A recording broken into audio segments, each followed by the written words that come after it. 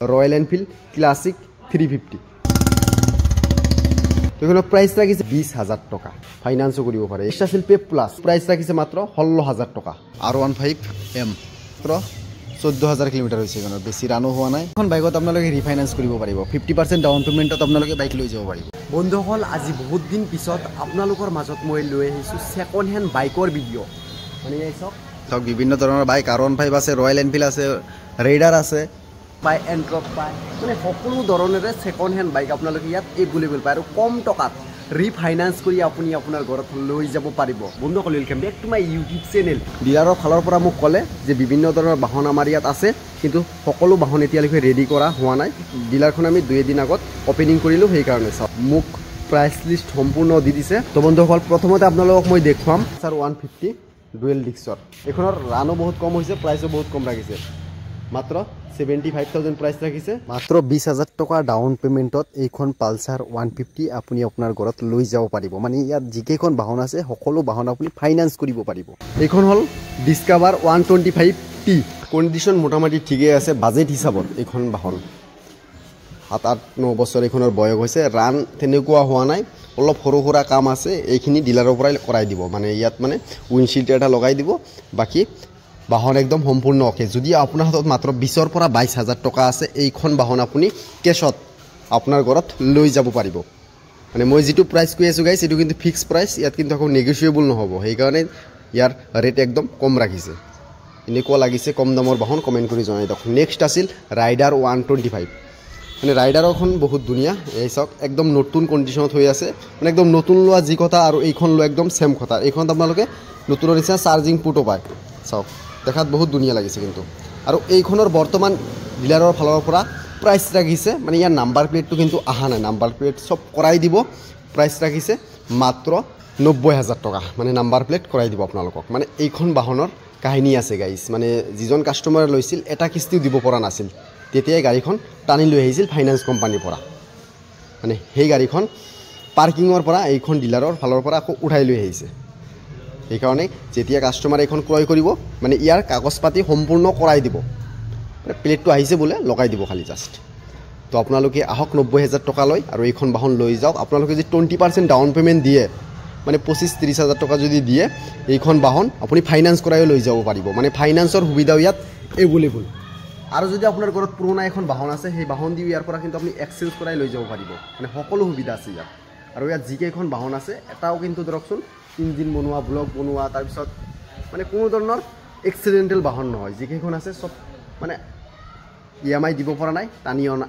হৈছে মানে তেনেকুৱা বাহন আছে ইয়াত সব ইয়াত আছে এক্সপালস মানে এখন গোৱালপাৰা ৰেজিষ্ট্ৰেচন 18L বাকি গাইস কন্ডিশন একদম নতুন এই সব অলপ দুলি পৰিছে যাওক একদম নতুনতৰ হৈ আছে এই সব সম্পূৰ্ণ নতুন 11,498 কিলোমিটাৰ এখনৰ ৰান হৈছে ব্লুটুথ পাই এখনত মানে এখন টুৰ কৰা ৰাখা একদম বেষ্ট এইখনৰ দাম নতুন বহুত গাইস কিন্তু ডিলাৰৰ ফালৰ পৰা এখনৰ প্ৰাইস লাগিছে 1,35,000 মানে ট্ৰান্সফাৰ কৰাই দিব 1,35,000 তে ফাইনান্সও কৰিব পাৰিব আপোনালোকে নেক্সট আছিল guys Royal Enfield classic 350 condition একদম ওকে সম্পূৰ্ণ ওকে বাহন ৰান হৈছে মাত্ৰ 35,000 চাওক বয়কো তেনেকুৱা হোৱা নাই বয়কো বহুত কম হৈছে তেখনৰ প্ৰাইস লাগিছে ডিলাৰৰ ফালৰ পৰা মাত্ৰ 1,20,000 টকা 1,20,000 টকাত আপোনালোকে ক্লাসিক 350 পাব ইয়াত চাওক কন্ডিশন চাওক কালাৰ চাওক ইঞ্জিন বনোৱা নহয় ব্লক বনোৱা নহয় কোনো ধৰণৰ মানে কাম নাই আৰু লক আৰু চলক সেলফত স্টাৰ্ট হৈ যায় এখন তো দাদা চাবিটো দিয়কচোন অলপ এইখনত অলপ স্টাৰ্ট কৰি ৰাইজক দেখাই দিওঁ যে কেনেকুৱা কি সাউন্ড এইখনৰ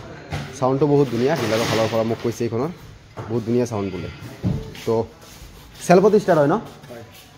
সেলফতে বোলে স্টাৰ্ট হৈ যায় এই চাওক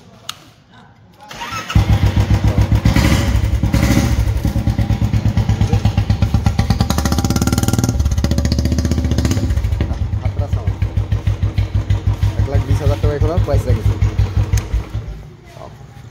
সেলফত স্টাৰ্ট হৈ যায় বহুত R15M ৰান মাত্ৰ 14,000 কিলোমিটাৰ হৈছে এখনৰ বেছি ৰানো হোৱা নাই গাড়ী চাওক একদম কন্ডিশন ওকে এইখন শোৰূমৰ পৰা আপোনালোকে মাত্ৰ 1,30,000 টকাতে পাই যাব এইখন আছিল ৰেডিয়ন 1 পৰা 1.5 বছৰ বয়স হৈছে এইখনৰ মানে আমিনগাঁৱৰ ৰেজিষ্ট্ৰেশ্যন ৰান বহুত কম এইখনৰ মানে ইয়াত অলপ দাগি আছে যেতিয়া আপোনালোকে ক্ৰয় কৰিব আহিব এই দাগিটো মানে মাৰি দিব মানে এইটো চেঞ্জ কৰাই দিব যেনেকুৱা কণ্ডিশ্যনত আনিছে তেনেকুৱা কৰি ৰাখিছে অলপো মানে মেৰামতি কৰা নাই কামো কৰা নাই কাৰণ ৰাইজক যেতিয়া বস্তু এটা দিয়া হ'ব ৰাইজে যাতে জানি বুজি তাৰপিছতে লয় তো ৰান হৈছে কিমান এই চাওক মাত্ৰ 684 কিলোমিটাৰ এইখনৰ ৰান হৈছে তো এইখনৰ প্ৰাইচ ৰাখিছে 75,000 মানে কণ্ডিশ্যন একদম নতুন সেইকাৰণে ফাইনেন্সো কৰিব পাৰে 75,000 এইখনৰ প্ৰাইচ ৰাখিছে চাওক কণ্ডিশ্যন বহুত ধুনীয়া এইখন আছিল এণ্ট্ৰক একদম নতুন হৈ আছে এইখনৰ ৰান হৈছে 42,000 কিলোমিটাৰ বয়সো হৈছে অলপ 3 বছৰমান হৈছে কিন্তু এইখনৰ প্ৰাইচ ৰাখিছে 70,000 মানে নেগোচিয়েবল হৈ যাব যেতিয়া আপোনালোকে এইখন ক্ৰয় কৰিব আহিব মানে 70,000 দি এইখন আপোনালোকে লৈ যাব পাৰিব যেতিয়া ক্ৰয় কৰিব আহিব কিবা এটা ডিছকাউণ্টো কৰাই দিব তাৰে পৰা লগতে হেলমেটো দি দিব এইখনৰ লগত ফাইনেন্সো কৰিব পাৰে এইখন আছিল আমিনগাঁৱৰ ৰেজিষ্ট্ৰেশ্যন এণ্ট্ৰক স্কোৱাড এডিশ্যন নতুন দাম 1,18,19,000 কিন্তু ইয়াৰ প্ৰাইচ ৰাখিছে 72,000 ৰান হৈছে মাত্ৰ 13,000 কিলোমিটাৰ চাওক ইমান ধুনীয়া কণ্ডিশ্যনত আছে ৰান হৈছে মাত্ৰ 3400 কিলোমিটাৰ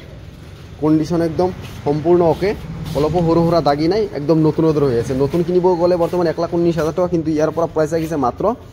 75,000 টকা এখন মেষ্ট্ৰ' নলবাৰী ৰেজিষ্ট্ৰেশ্যন কণ্ডিশ্যন একদম অ'কে এই চাওক একদম নতুন কণ্ডিশ্যনত হৈ আছে চেল্ফত ষ্টাৰ্ট হৈ যায় কোনো ধৰণৰ ইঞ্জিনৰ বা ব্লকৰো কাম নাই এইখনৰ প্ৰাইচ ৰাখিছে ডিলাৰৰ ফালৰ পৰা মাত্ৰ 37,000 টকা next super Splendor BS6 model চাওক কিমান ধুনীয়া ইয়াৰ কণ্ডিশ্যন একদম নতুন হৈ আছে প্ৰাইচ ৰাখিছে 75,000 নতুন 1 লাখৰ ওপৰত কিন্তু কণ্ডিশ্যন নতুন হৈ আছে ৰান হৈছে মাত্ৰ 3200 কিলোমিটাৰ ফাইনেন্স কৰাব পাৰিব আপোনালোকে 20% ডাউন পে'মেণ্ট মানে 20-25,000 টকা দি আপোনালোকে লৈ যাব পাৰিব পালচাৰ 150 আছে এইখনৰ অলপ কাম আছে গাইজ ফ্ৰণ্টত মানে মডগাৰ্ডটো লগাব লাগিব ডিলাৰৰ ফালৰ পৰা মডগাৰ্ড লগাই দিব মানে যেনেকুৱা কণ্ডিশ্যনত আহিছিল তেনেকুৱা কৰি ৰাখিছে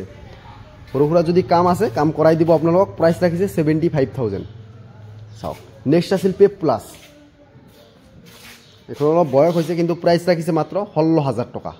16,000 টকাতে এইখন লৈ যাব পাৰিব পেপ প্লাছ আৰু এইখনৰ ৰান হৈছে চাওক মাত্ৰ 17,144 কিলোমিটাৰ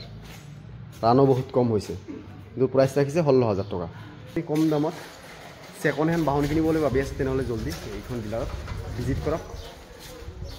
গৰিমাৰী বজাৰত আছে বৰপেটাৰ পৰা মাত্ৰ 4 পৰা 5 কিলোমিটাৰ জনিয়াৰ পৰাও 4 পৰা 5 কিলোমিটাৰ এইখন ডিলাৰ গৰিমাৰী বজাৰ মানে জামে মছজিদৰ একদম সন্মুখতে আছে এইখন ডিলাৰ তো আহক আৰু আপোনালোকে ছেকেণ্ড হেণ্ড বাইক ইয়াৰ পৰা ক্ৰয় কৰক তো আজিৰ ভিডিঅ'খিনিয়ে যদি ভিডিঅ' ভাল লাগিছে লাইক কমেণ্ট শ্বেয়াৰ আৰু ছাবস্ক্ৰাইব কৰক বাই বাই